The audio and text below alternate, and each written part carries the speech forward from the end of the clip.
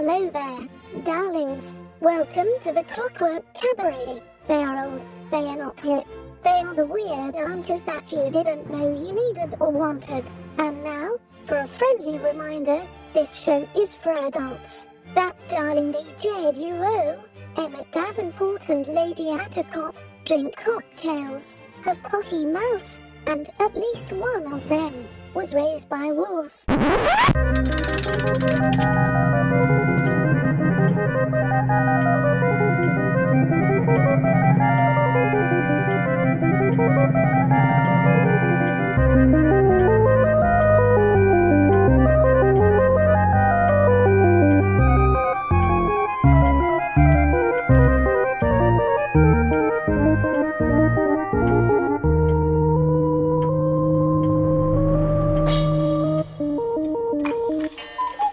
And with the sound of the cuckoo, you know that it is time for the Clockwork Cabaret. Hooray! I am Emmett Davenport.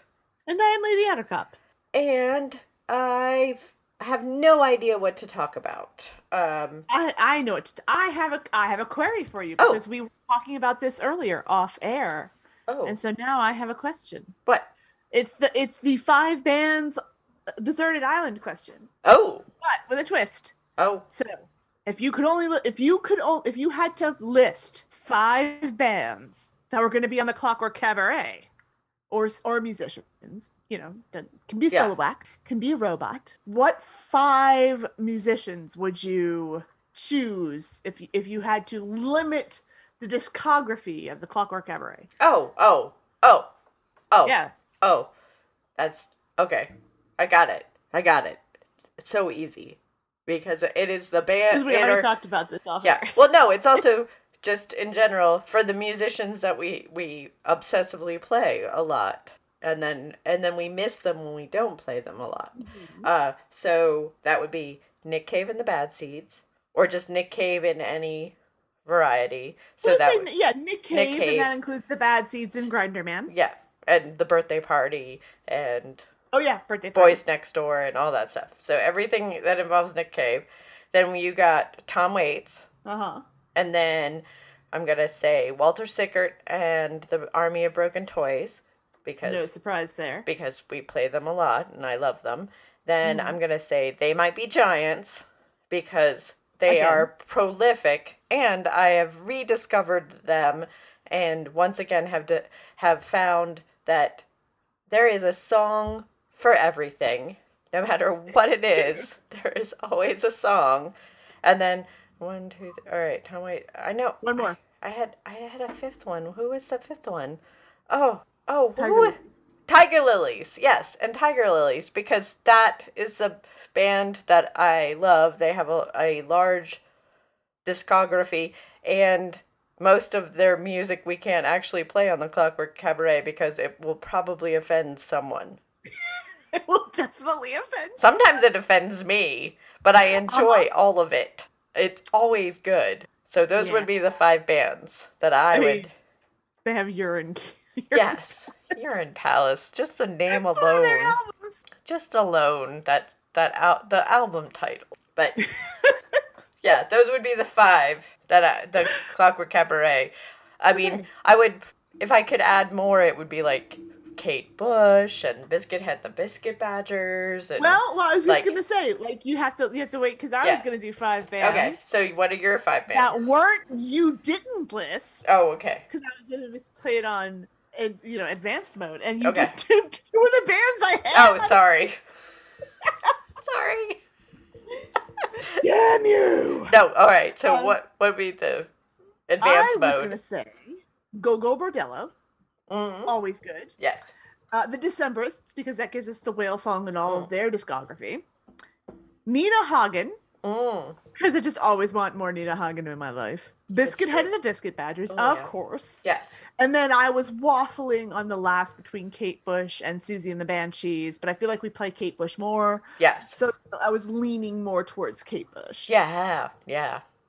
Because we will never again have a gig where we don't play Wuthering Heights so we can do interpretive dance to it. Well, That's because it's Heathcliff, it's me, it's Kathy. I've come home. well, it's also because there is a level of like I don't know if I'm sure our listeners understand that we are both of a certain age. An And old age. yes, we're both of a certain age, and after a certain age, you just don't have any more fucks to give No. about getting out onto the dance floor at parties, at events, or at clubs because who are you showing off for? You're not I was showing gonna say. off. You're not showing off for anybody. You're just going out there because you enjoy the music and you want to dance. And Kate Bush right. is one of the musicians that when Kate Bush gets played, you just go out there and you dance your heart out because There are no wrong dance moves to Kate Bush. no, and I have witnessed young teenagers laughing and gawking at us as we are doing it, and it's still I don't care because I have reached that point in my existence where I don't you're a child. So I don't care. That happened at one of the Clockwork balls. They were like, "Oh, can you teach us to dance like that?" And I was like, "Hell yeah, I can! Get on the floor! Now Oh, you wave your arms like you're suffering from internal turmoil." Because this is the part where she's a ghost at the window. Yes. Pretend And you're like, a okay. wind. And they played along for a little bit, but then they got weirded out and left, and I was just once again left to my own devices. And I'm like, "Children, you cannot shame me." Yes, yeah. Do you not see what I am doing here? It's also one of those things, to be fair, I did the same thing when I was in high school and would go to high school dances. I've just come back around to it. Like there was a brief period in my early 20s where I was embarrassed by my love of interpretive dance and weird music and flailing around on a dance floor, and I was shamed out of it. And then I reached my 40s. Actually, no, I reached my 30s. To be fair, I reached my 30s, and then I went, "What? What am I doing? Who cares? Nobody cares. Shit. I'm not trying to." Looking at me and going, "Oh yeah, there's the person that's gonna dance real good on the dance floor." I'm not trying to impress anybody. I don't care. Biologically, I'm the whitest person most of the people listening to this podcast know, and that is saying something. Yes, yeah. And so with that, from a pure genetic standpoint. Yeah, and with that, I feel very much that, that phrase of what, dance like nobody's watching? I say dance like everyone is watching and just lean into it. Yes, yeah. It's more of like... The shame got burned out of my soul when I was in middle school because I was in public school in Florida and I was a ginger and there was just so much to make fun of. So, at some point, either you kill yourself or you just stopped caring, like, because your soul is dead. And what happened to me is soul death. So, hey, a happy story. That's a perky. That's a perky way of... So I was a buck-toothed ginger with a lisp. Like, come on. Yeah, well, the fact that you managed to make it to adulthood is amazing. A buck-toothed, bow-legged ginger with a lisp. Oh. Yeah, I made it to adulthood. There is nothing you can do to embarrass me because it's already happened. I guarantee. It's already Somebody there. Meaner than you has tried, and she was a 13-year-old girl. So you can't embarrass me any more than a 13-year-old girl can. That's because 13-year-old girls are horrible. Yeah, they will, like, as the old John Mulaney joke is like, they'll find out what you're sensitive about and dig right in. I survived middle school. You can't come for me. That's why trolls don't work on me in the internet. I'm like, I don't give a shit what you think. Do you think you're actually upsetting me? You are not. Come on. There is the level of once had a mall bang on purpose. You can't shame me any more than my yearbook shames me back to my face every time I flip through it. Oh, Malbang, really? Is that the claw? Yeah, the claw. Oh. I for one brief year I had a claw. And the problem with the claw is that I have fine hair, so it automatically doesn't want to hold anything. And also I lived in Florida, which is full of humidity. So it was like a full can of Aquanet on there just to keep it in some kind of shape. And I didn't know what to do with hair because I was the oldest sister of brothers. Oh, so my Malbangs weren't good. Not only were they sad because they were Malbangs, they weren't even good Malbangs. Oh. Like, I didn't have that good ocean Well, see, we had Malbangs in high school, but that's because I lived in Vermont, and Vermont was like a decade behind everybody else. So there was still some Malbangs holding on when I was in. I feel like there were still some holdovers of Malbangs when I was in middle school or high school. Yeah. The 90s. Yeah. They were hanging on to there. I mean, again, you can't shame me. I wore acid wash jeans of my own volition. Come on.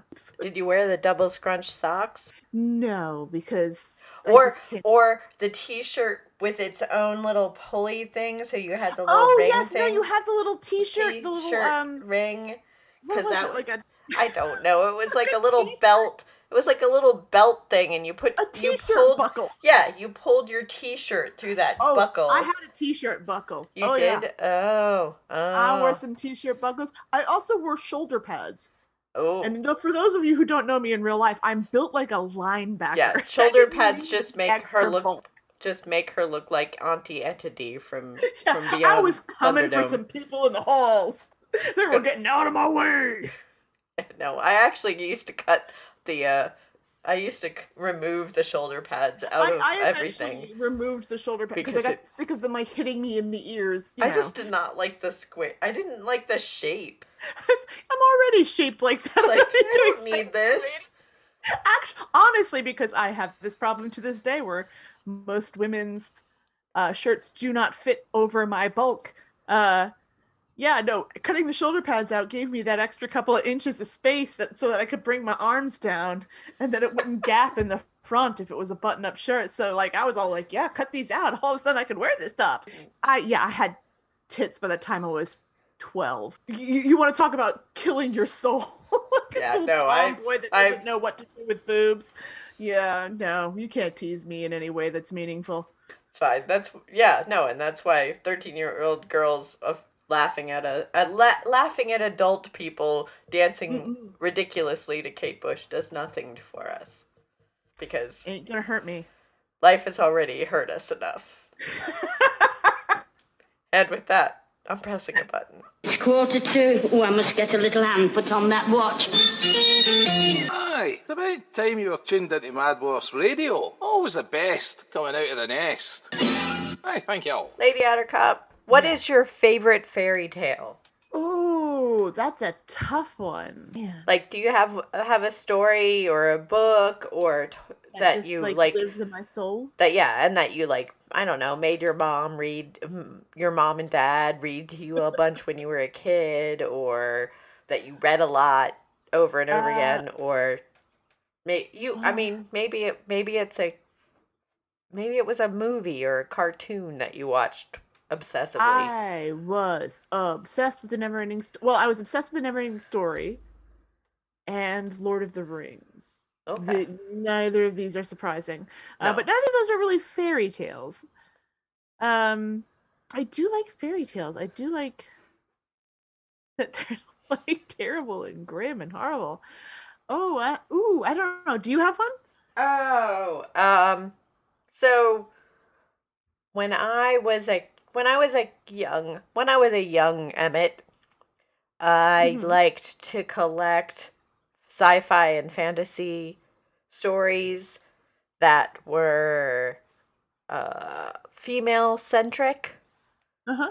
And so one of my favorites that I absolutely loved would be Robin McKinley's Hero and the Crown and the Blue Sword were the two, which I count as fairy tales. Oh, okay. I mean, they're not. They're fantasy. I mean, they weren't like a grim fairy tale, but I think of them as being fairy tales. I also had, as a kid, uh, uh, Snow White and East of the Moon, something of the West of the Sun.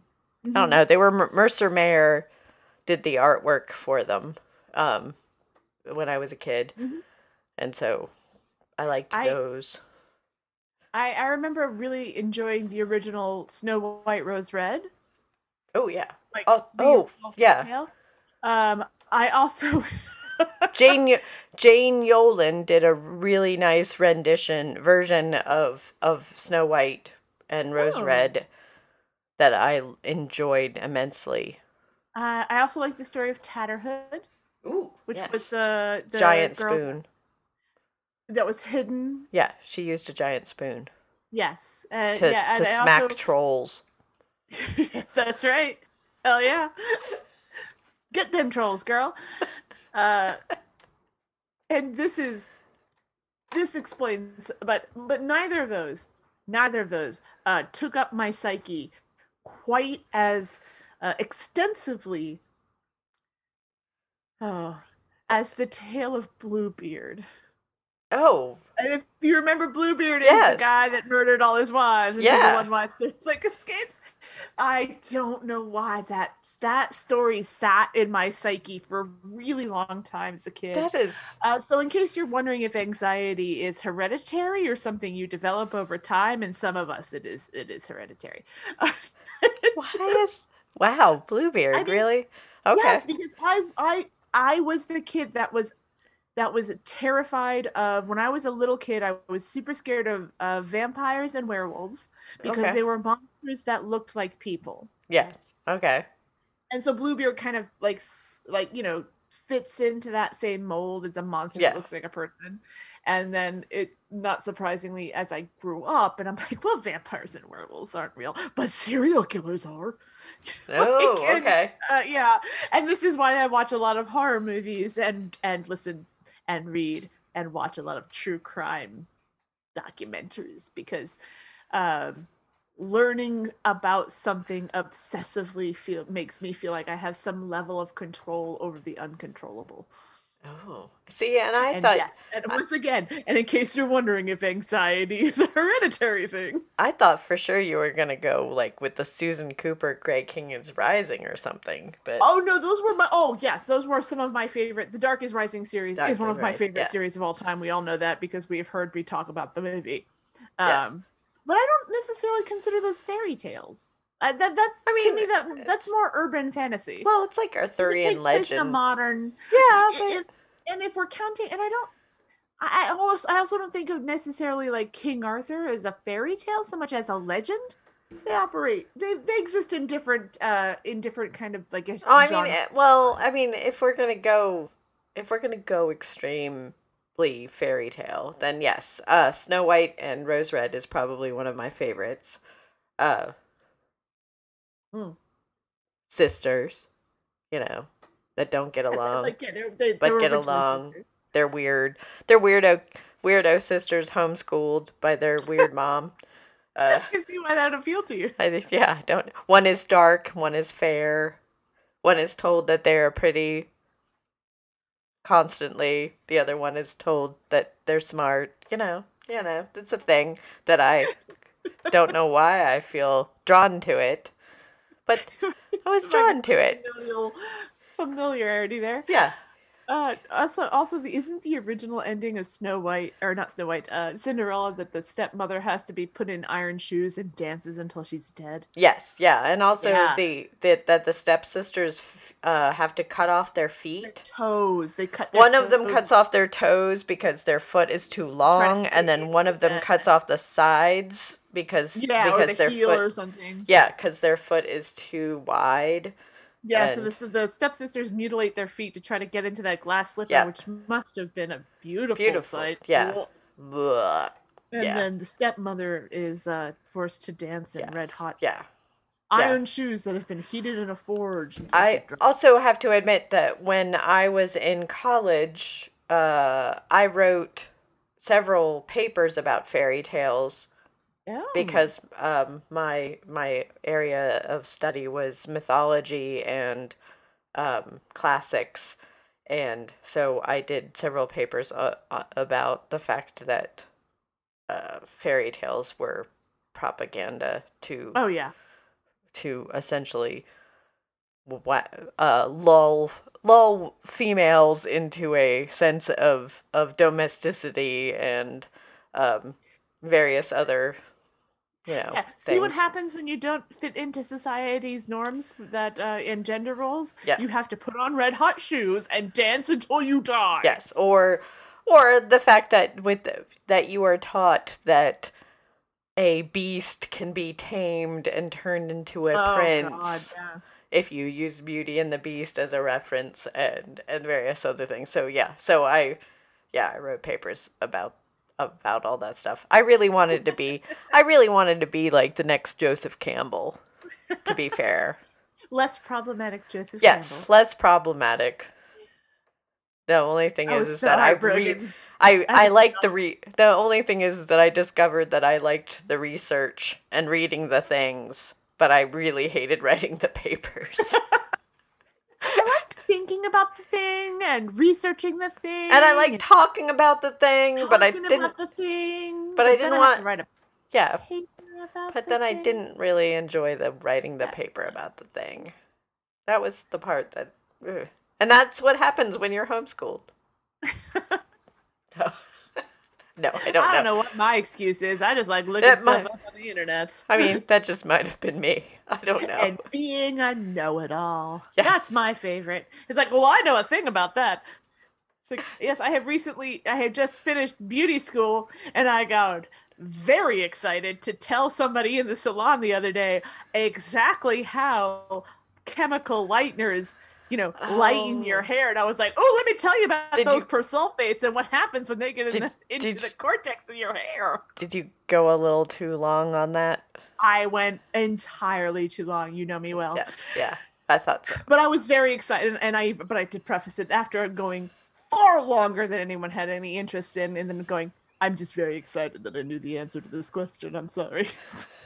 I'm like, if you want to know about how relaxers work, ask me. I'll be over at the front desk. No. No one does. No one wants to know. But thank you. But I do know. I know. And I will forget this sooner or later. So come ask me while the knowledge is fresh. It will never come up again. You will take your test. Who wants to know about persulfates? You will take your test and then you will be done. And forget it forever. Because it will never come up because you will work in a salon that does not use it. Or it will be one of those things that just lives in my head forever, as certain things do. Oh yeah, that is true. I do have a weird plethora of knowledge that just every now and then it just pops up in my head, and I'm like, how did I know that? Oh, because I read that once, and for some reason it has about just the color scheme mentioned by name in a streetcar named Desire. I still remember. It was. No one wants to know this, but I know it. I could tell you. It was 20 years ago, Nicole. Let it go. It comes up in trivia every now and then. It's never come up in trivia. I have never had a moment to shine. Oh. What was the name of that Van Gogh painting? Named in the streetcar named Desire. I know this. Was it Starry Night? Cafe. No, it was the Night Cafe. Oh, Night Cafe. It's the one with the pool table. It's all in reds and greens. Oh, yeah. Yeah, no, that's, again, never even made it to, it's too obscure for friggin' Jeopardy. It'll happen one day. Someday someone will ask me about it. Just a random man on the street. You there, woman, do you know what the name of the Van Gogh because he'll of course he'll. The Van Gogh painting mentioned by name in a streetcar named Desire is? Why, yes, my good sir. And then then we'll fight to the death. Yes, or you will have forgotten completely because someone has actually asked you, and you will go, "Oh my god, I have known it for 1,000 years, and now that you have asked, I've known this answer these past 80 years. Because and now that you ask me in the twilight of my life, I've forgotten. I have no idea." And then he beheads me, and he becomes the Highlander. I don't know where I'm so tired. And And that's how fairy tales begin. And I feel like that on that note, it's a good time to say toodaloo. If you like this thing we do, this Clockwork of Cabarets, you can help support it. Just head over to agonyauntstudios.com, and there you will find our Patreon, our PayPal, our coffee, our email. You'll find all the things, and where you can follow Emmett and I on social media, because we're there sometimes. We've both been kind of not been on it a lot, because the world is a lot sometimes. It gets a little overwhelming. He's a little overwhelming. But if you would like to follow us, please feel free. We always like to hear from listeners. Let us know what your tight 5 would be as far as albums go. Doesn't have to be for the Clockwork Cabaret, just be for you personally. Yeah, pick your top. Let us know who your top 5 musicians, musical acts. Like if you were on a desert island and you were only allowed to listen to 5 musicians. It'd be a weird island.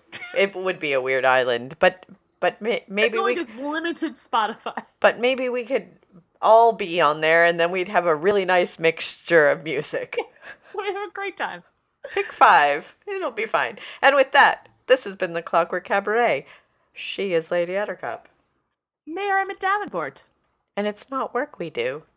It's love. This is Mad Wasp Radio, home of the hits.